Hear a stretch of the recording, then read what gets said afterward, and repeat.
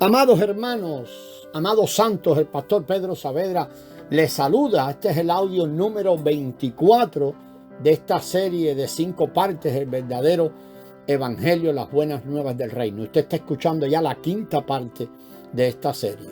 El propósito de Dios para la iglesia es obtener el reino. Y para eso todos los creyentes tenemos que madurar al grado de poder vivir en la realidad del reino e introducir la manifestación del reino. Desgraciadamente, muchos piensan que el propósito de Dios al efectuar la redención es simplemente capacitar a las personas para que vayan al cielo. No es real, es introducir el reino. Todos los creyentes hemos sido llamados una vez por el Señor, pero en Apocalipsis 2 y 3 el Señor hace un segundo llamado a los creyentes.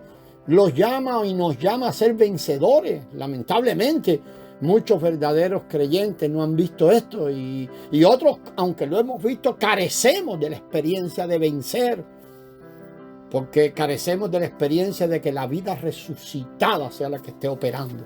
Debido a esto, el Señor Jesús hizo un llamado a los vencedores en las 7 cartas que aparecen registradas allí en Apocalipsis 2 y 3. En el audio anterior vimos lo que le dijo a la iglesia de Éfeso y Esmirna.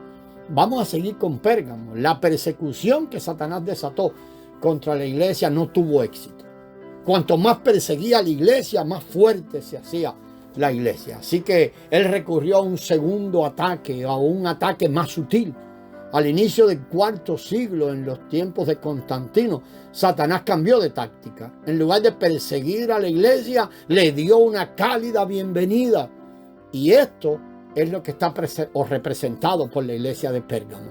Pérgamo literalmente significa matrimonio y simbólicamente denota una torre elevada.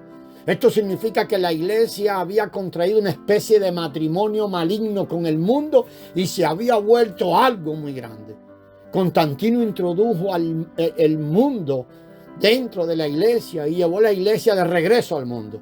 Este fue un matrimonio ilegítimo y maligno. La iglesia se casó con el mundo. Debido a que la iglesia contrajo matrimonio con el mundo y fue aceptada y recibida y aplaudida, se convirtió en algo muy grande, como una torre alta. Estos fueron los inicios del gran árbol mencionado en Mateo 13. Dentro de Pérgamo estaban las enseñanzas de Balaán y los Nicolaitas. Véalo allí en el capítulo 2 de Apocalipsis, los versículos 14 y 15. Estas enseñanzas eran una especie de levadura maligna introducida en la iglesia. El Señor Jesús intervino para llamar a los vencedores a salir de todo eso. Y le prometió 2 cosas, el maná escondido y una piedrecita blanca. Una piedra es útil para la edificación.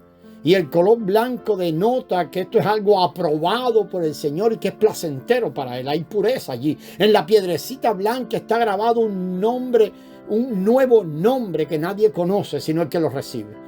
Muchas veces debemos tener experiencias especiales con el Señor sin que los demás nos puedan entender. No se preocupe mucho, amado, por eso. A veces incluso nuestra propia familia no puede entender nuestras experiencias con el Señor. La gente las evaluará desde su propia perspectiva y no puede entender lo que el Señor está haciendo en usted. En ellas hemos experimentado algo nuevo y fresco que los demás no pueden comprender. El nuevo nombre denota esas experiencias frescas y nuevas del Señor.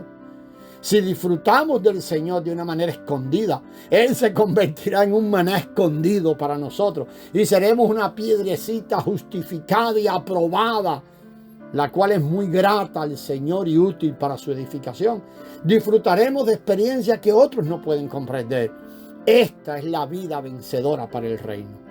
Es posible que muchos queridos santos en las iglesias hayan llegado a ser una piedrecita con un nuevo nombre y estén disfrutando de las experiencias ricas y reales del Señor. De ser así, disfrutaremos del derecho y el privilegio de experimentar al Señor Jesús no como el maná que está a la vista de todos en el desierto, sino como el maná escondido que está en el lugar santísimo. Dentro del lugar santísimo, recordemos que estaba el arca y dentro del arca estaba una urna de oro con el maná en su interior. El maná aquí es algo escondido y está muy cercano a la presencia de Dios. Debido a que los vencedores son uno con el Señor y están tan cercanos con Él, le disfrutarán como el maná escondido. Y esto es disfrute. Y este disfrute, es para el reino. no es para levantar creyentes que se sientan muy orgullosos de esto.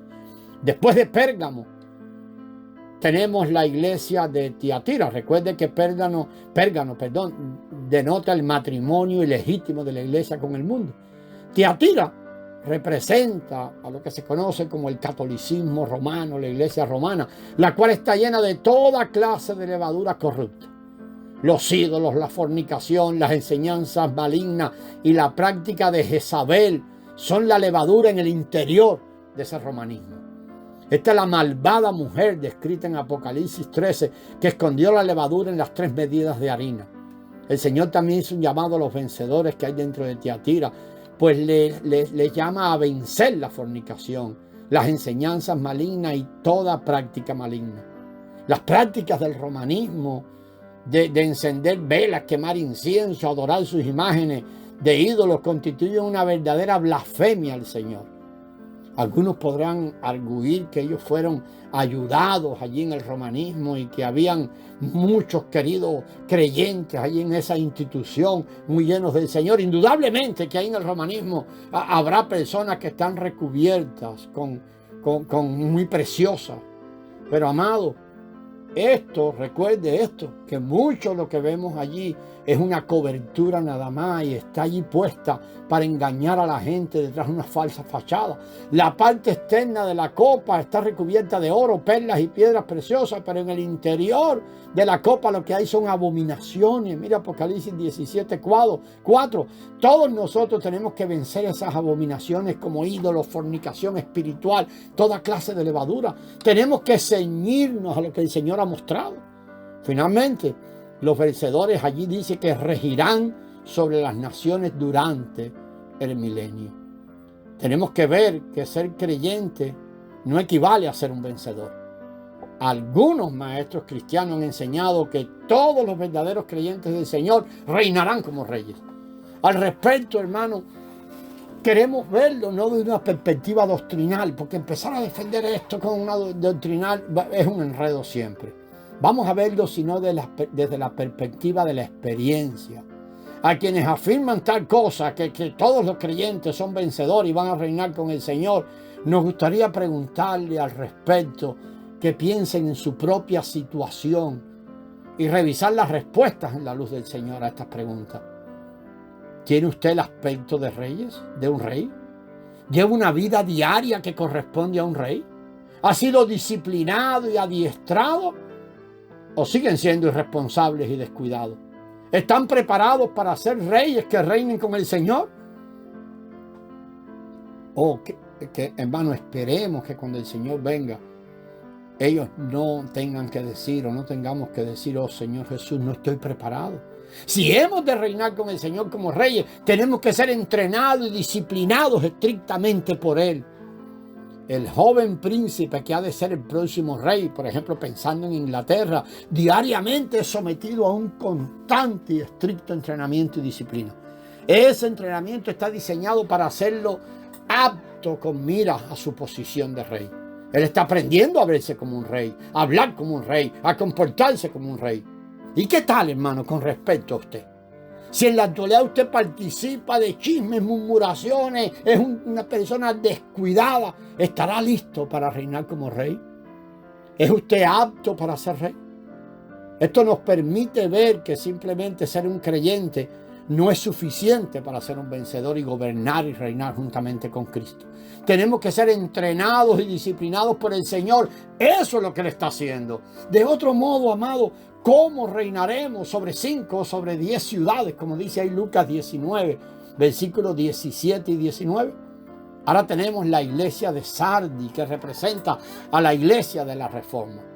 En cierto sentido, los llamados protestantes de la iglesia reformada avanzan adelante que los romanistas, que los católicos romanos. Sin embargo, el Señor afirma que aunque ellos fueron reformados y avivados, todavía eran muy débiles. En Apocalipsis 3:1 el Señor le dice que Sardis tenía nombre de que vive pero estaba muerto.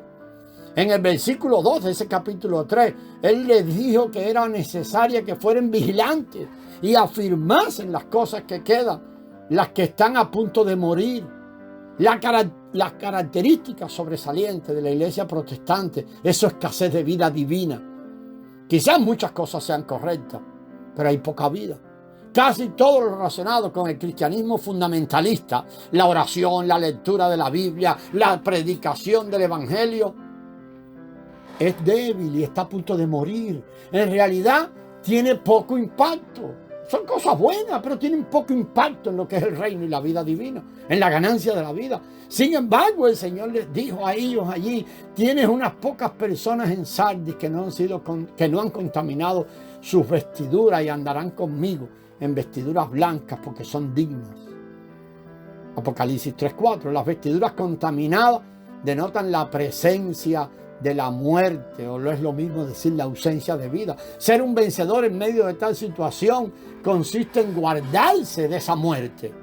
Esto quiere decir que tenemos que estar vivos y fuertes, que debemos tener impacto, incluso cuando compartamos lo que el Señor ha hecho, nuestras experiencias con el Señor. Debemos hacerlo de una manera viva y dejando que el Señor hable a través de nosotros con un espíritu fortalecido y liberado. Sin miedo. Tenemos que vencer la situación de muerte imperante en el protestantismo.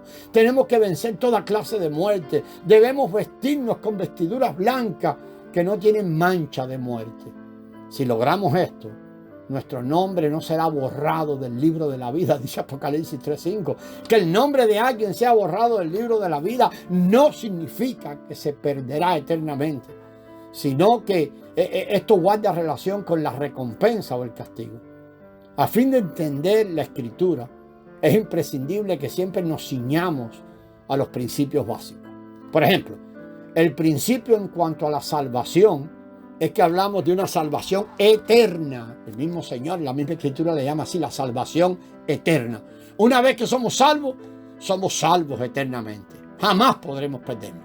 Tenemos que ceñirnos a ese principio. Por tanto, que nuestro nombre sea borrado del libro de la vida no implica pérdida de nuestra salvación, sino pérdida de una recompensa de parte del Señor.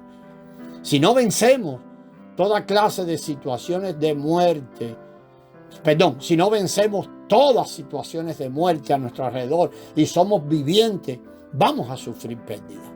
Vamos a seguir, amados, mirando la iglesia de Apocalipsis, de Filadelfia, pero será ya en el próximo audio. La gracia del Señor sea con vosotros.